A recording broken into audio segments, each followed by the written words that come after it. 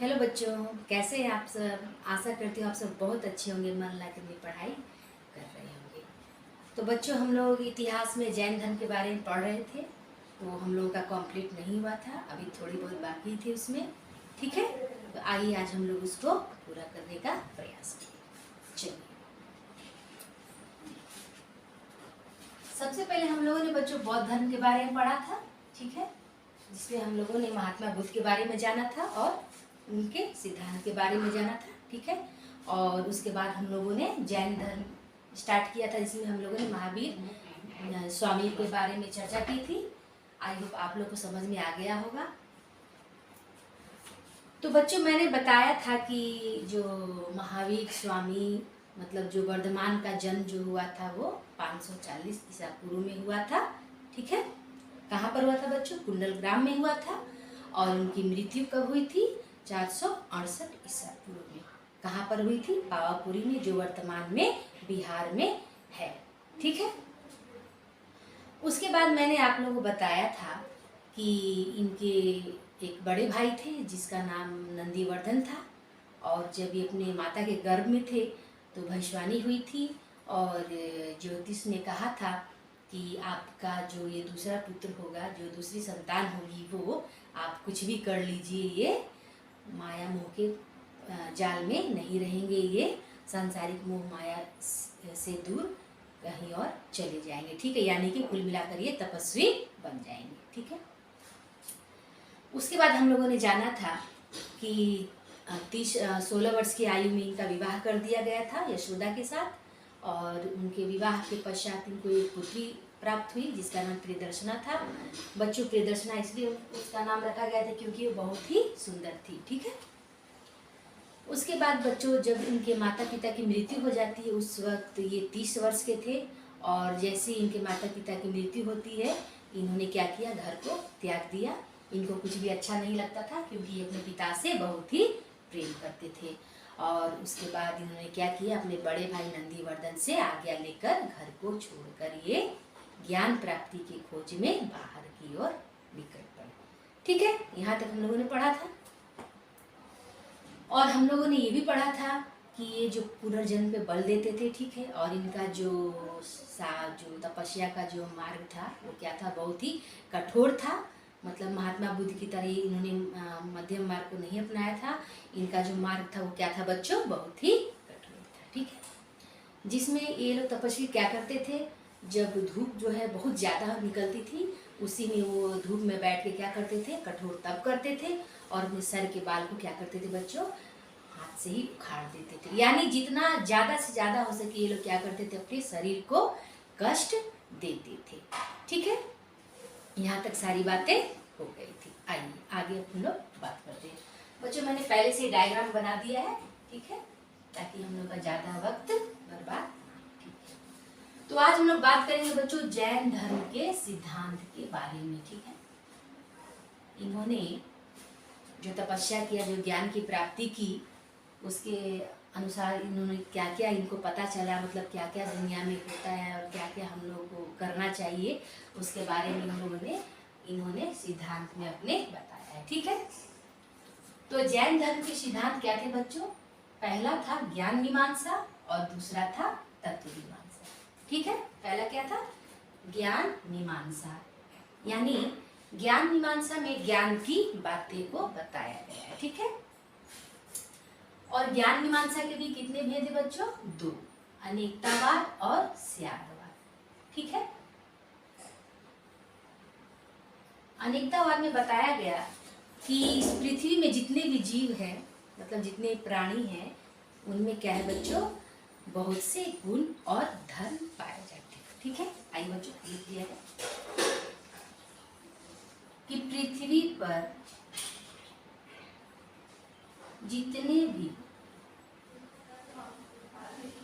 जीव हैं उनमें अनेकों क्या है बच्चों?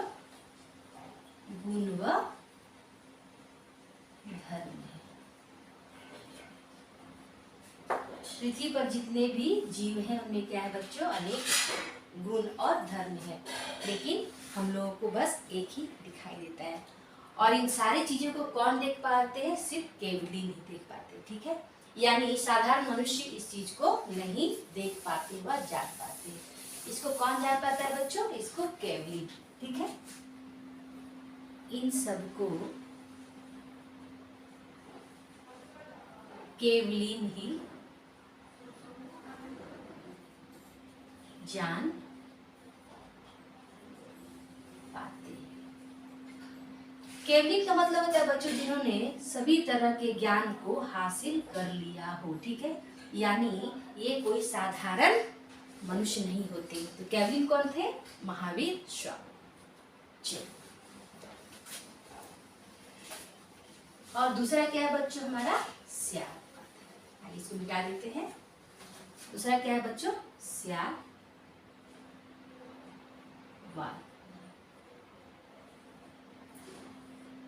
स्यादवाद ये जो है बच्चों, जैसे साधारण मनुष्य यानी हम हुए, आप हुए, मतलब जितने भी साधारण मनुष्य हैं वो इस चीज का उपयोग करते हैं, ठीक है।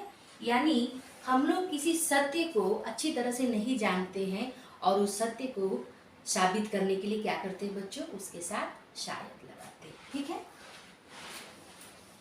अब जैसे मान लीजिए कोई अच्छा है, ठीक है। अब हम उसके एक ही पक्ष को देख पाते हैं। यानी हम कहीं गए, ठीक है, कोई नया व्यक्ति हमसे मिला और जब वो हमारे सामने आया तो क्या हंस के हमसे बातें की, ठीक है, अच्छे से। तो हम लोग जानते हैं कि वो पुरुष जो है या फिर वो महिला जो है या जो व्यक्ति है वो बहुत ही अच्छा आदमी है। बस हम उसके एक ही पक्ष को जान पाते हैं, उसके अंदरूनी बातों को नहीं जान पाते। और वैसे ही वो भी आदमी हमारे एक ही पक्ष को, हम भी हंस के मुस्कुरा के बातें अच्छे से करते हैं तो वो भी जानते हैं कि फला व्यक्ति बहुत ही अच्छा है, ठीक है। यानी हम किसी एक ही पक्ष को जान पाते हैं, ठीक है ना, उसके सारे पक्ष को नहीं जान पाते। और उस सत्य को साबित करने के लिए हम क्या करते हैं? शायद शब्द का इस्तेमाल करते हैं। जैसे मान लीजिए ये जो ब्लैक बोर्ड है, ठीक है, ये क्या है बच्चों? ये व्हाइट है, ठीक है। तो हम साधारण मनुष्य, इसलिए हमें क्या इसका जो ऊपरी आवरण यही दिखाई दे रहा है, क्योंकि हम तो साधारण मनुष्य, हम कोई तपस्वी है नहीं, कोई ज्ञानी है नहीं, ठीक है। तो ये हमें सफेद दिखाई दे रहा है, ठीक है। लेकिन ऐसा नहीं है, ये सफेद हो सकता है, इसके अंदर कोई और कलर हो, शायद ये अंदर से ब्लैक हो, शायद ये अंदर से ब्लैक ना हो, शायद ये अंदर से हरा हो, शायद ये अंदर से हरा ना हो। यानी कहने का मतलब कि साधारण मनुष्य जो है 7 शब्द का इस्तेमाल करते हैं। शायद ये है, शायद ये नहीं है, शायद ये है तो क्यों है, शायद ये नहीं है तो क्यों है, शायद ये सफ़ेद है, शायद ये सफ़ेद नहीं है। इस तरह करके ये लोग 7 शब्द का इस्तेमाल करते हैं, ठीक है। ये किसके लिए बच्चों? साधारण मनुष्य के लिए, ठीक है। ज्ञान मीमांसा में क्या आपने पढ़ा बच्चों? अनेकतावाद। पृथ्वी पर जितने भी जीव हैं, जितने भी प्राणी हैं, उनमें अनेकों गुण और धर्म पाए जाते हैं, लेकिन हम साधारण मनुष्य उस चीज को नहीं देख पाते हैं। इसको कौन देख पाता है बच्चों? ज्ञानी पुरुष केवलीन देख पाते हैं, जिसको हर तरह की ज्ञान की प्राप्ति हो चुकी है, जो संसारिक मोह माया से जो मुक्त हो चुका है, ठीक है। और हम साधारण मनुष्य स्यादवाद का प्रयोग करते हैं, ठीक है। किसी चीज को साबित करने के लिए हम उसमें शायद लगाते हैं। हो सकता है शायद ये ऐसा हो, शायद ऐसा ना हो, होता है ना ऐसा। हम लोग साधारण मनुष्य शायद शब्द का उपयोग करते हैं। चलिए, तो जैन धर्म के पहले सिद्धांत में हम लोगों ने पढ़ा ज्ञान मीमांसा, और दूसरा क्या है बच्चों? तत्व मीमांसा, ठीक है। तत्व मीमांसा।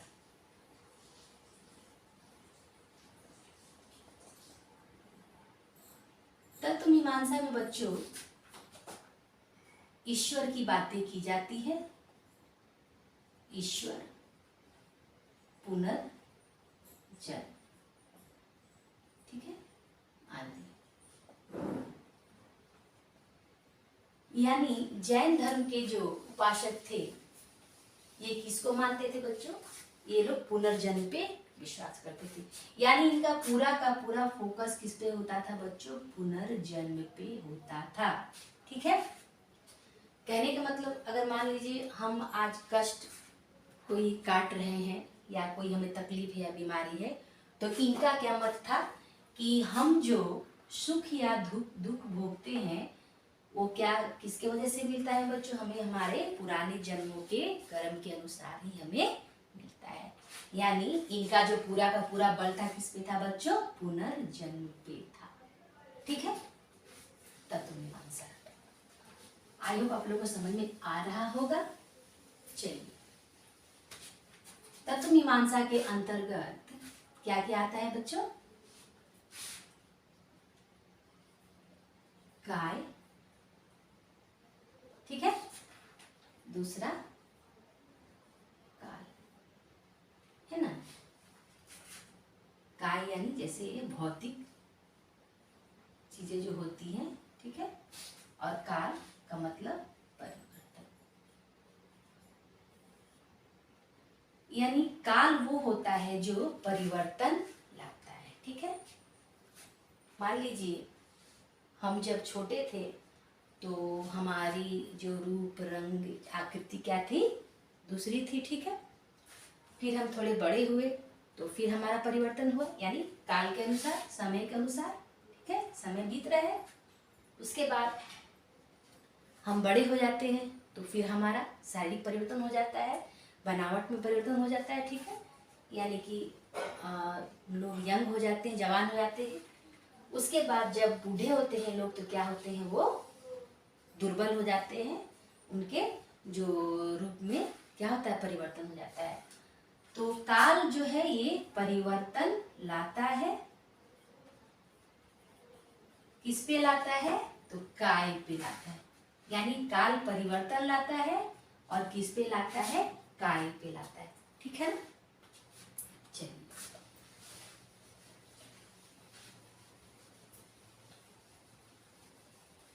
आइए हम लोग काय के बारे में जानते हैं। ठीक है, काय, काय को भी दो भागों में बांटा गया है। ठीक, पहला जीव और दूसरा क्या है बच्चों? अजीव। ठीक, जीव, अजीव में क्या है?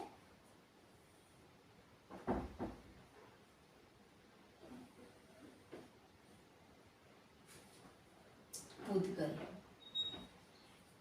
क्या है बच्चों? पुद्गल। दूसरा धर्म, तीसरा, चौथा क्या है बच्चों? आकाश। यानी जीव जो है क्या है बच्चों? वो आत्मा है। आत्मा जो क्या है? शाश्वत है। ठीक, और क्या है? अमर है, अनंत ज्ञान को जानने वाला है।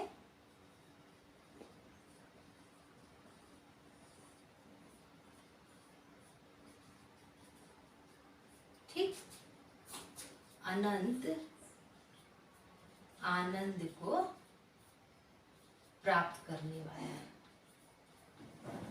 ठीक है, ये जीव किसको कहा गया है बच्चों? आत्मा को। महावीर स्वामी जो है ये किस पे बल देते थे बच्चों? जीव पे, आत्मा पे। ठीक है, कि आत्मा जो होती है वो क्या होती है? अजर अमर होती है, शाश्वत होती है। ठीक है, और ये क्या है? अनंत ज्ञान को जानने वाली होती है। ठीक है ना, यानी ये नश्वर नहीं होती है, इसको हम लोग नष्ट नहीं कर सकते हैं। हमारा शरीर जो है वही नष्ट होता है, आत्मा जो है इसकी एक निश्चित आकार होती है। ठीक है, और जो हमारा जो शरीर होता है ये हमारा बाहरी बनावट है बच्चों। ठीक है, यही मरता है ना, यही नष्ट होता है, आत्मा नष्ट नहीं होती है। ठीक है, चलिए, और दूसरा क्या है बच्चों? अजीव है। ठीक है, अजीव में क्या क्या आते हैं बच्चों? पुद्गल। पुद्गल उसे कहते हैं बच्चों जो भौतिक पदार्थ प्रकृति के साथ मिलके जो संयोग करती है तो क्या होता है? सृष्टि का निर्माण होता है। ठीक है, पुद्गल क्या है बच्चों? आइए, पुद्गल, पुद्गल भौतिक पदार्थ जो सृष्टि के साथ संयोग कर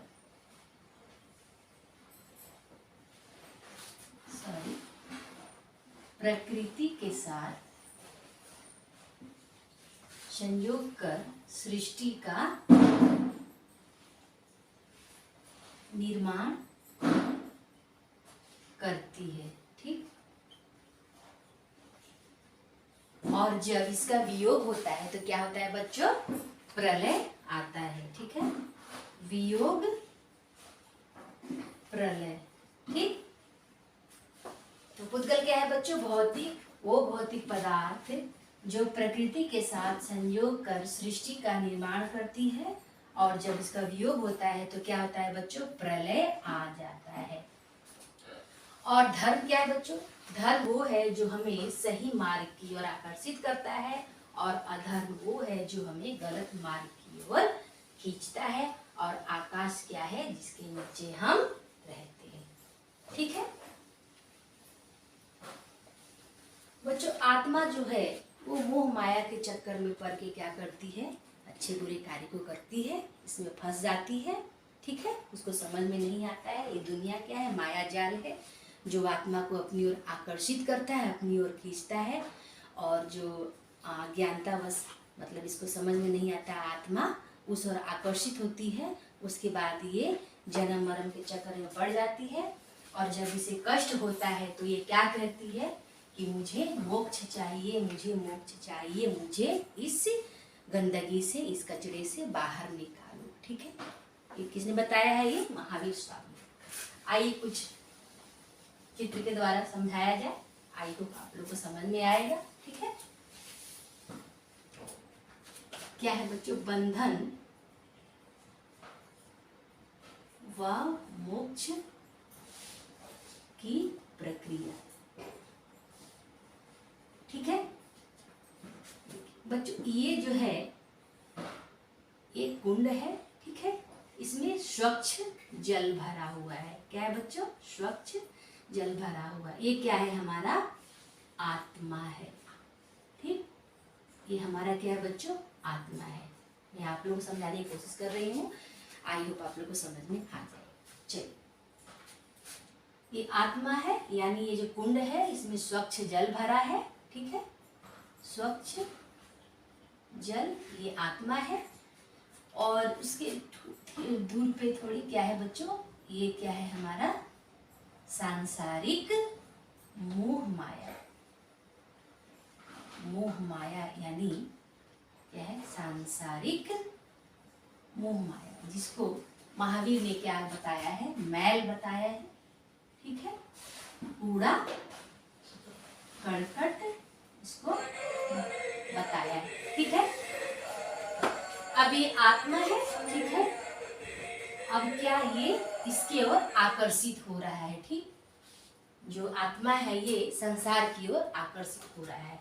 ज्यों ही ये इसकी ओर आकर्षित होता है, ये आश्रव, इसका बहाव क्या होता है बच्चों? शुरू हो जाता है। ठीक, इसने मन में सोचा कि वो क्या है। ठीक है, जैसे आप लोगों ने रामायण में पढ़ा है, देखा भी है। ठीक है, कि माता सीता जो है स्वर्ण मेघ को देखे क्या होती है? वो उसके माया जाल में फंस जाती है। वो क्या जिद करती है उसको पाने की। ठीक है, और उसके बाद उनके साथ क्या, ये सब आप लोग भली भांति जानते हैं। ठीक, वैसा है कुछ, ये मिलता जुलता है। तो जब आत्मा ने कल्पना की कि वो क्या है, कितना सुंदर है ये, तो क्या हुआ? इसका आश्रव, इसका बहाव शुरू हो गया। अब ये बहाव कहाँ आया बच्चों? ये स्वच्छ जल में आके, यानी आत्मा जो थी पहले क्या थी बच्चों? स्वच्छ थी। ठीक है, निर्मल थी।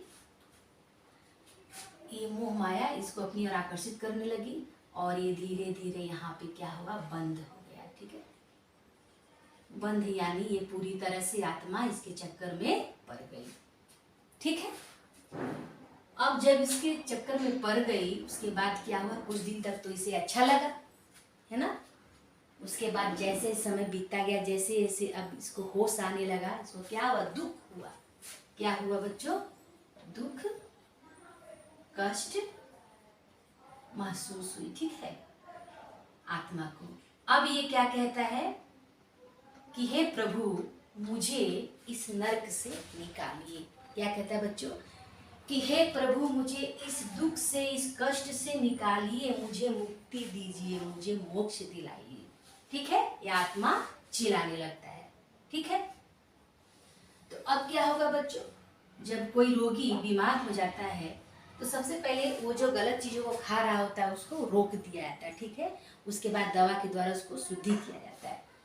तो उस जब ये कहता है तो सबसे पहले आश्रव को रोक दिया जाता है। ठीक है ना, यानी ये जो बहाव आ रहा है यहाँ से, इसको रोक दिया जाता है कि ये बहाव रुक जाए। ठीक है, उसके बाद निर्जरा विधि के द्वारा क्या करते हैं, गंदगी को झाड़ देते हैं। ठीक है, जैसे छन्नी होता है ना, छन्नी, चाय छानते हैं, क्या करते हैं हम लोग, कचरा छान के उधर फेंक देते हैं और चाय को निकाल देते हैं। तो क्या करते हैं, कचरा को छान कर फेंक देते हैं। ठीक है,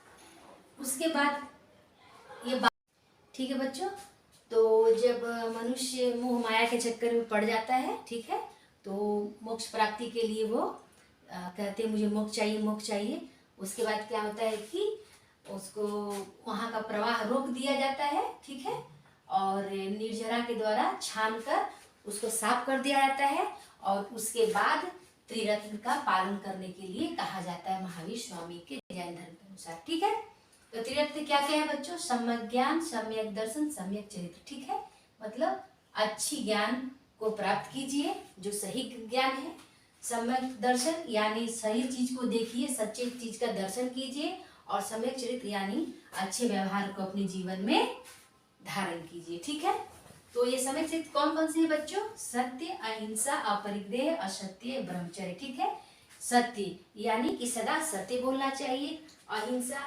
यानी हिंसा नहीं करनी चाहिए, जीवों की हत्या नहीं करनी चाहिए क्योंकि सबको दुख दर्द तकलीफ होती है। ठीक है, अपरिग्रह यानी जो एक्स्ट्रा संपत्ति, एक्स्ट्रा चीजों का संचय नहीं करना चाहिए, असत्य चोरी नहीं करनी चाहिए, और ब्रह्मचर्य अंतिम ब्रह्मचर्य का पालन करना चाहिए। इस तरह मनुष्य को, उसके आत्मा को मुक्ति मिल जाती है।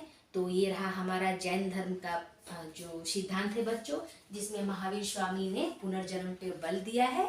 ठीक है, तो कैसा लगा आप लोग को आज का सेशन, आप लोग कमेंट करके बताइएगा। ठीक है बच्चों, धन्यवाद।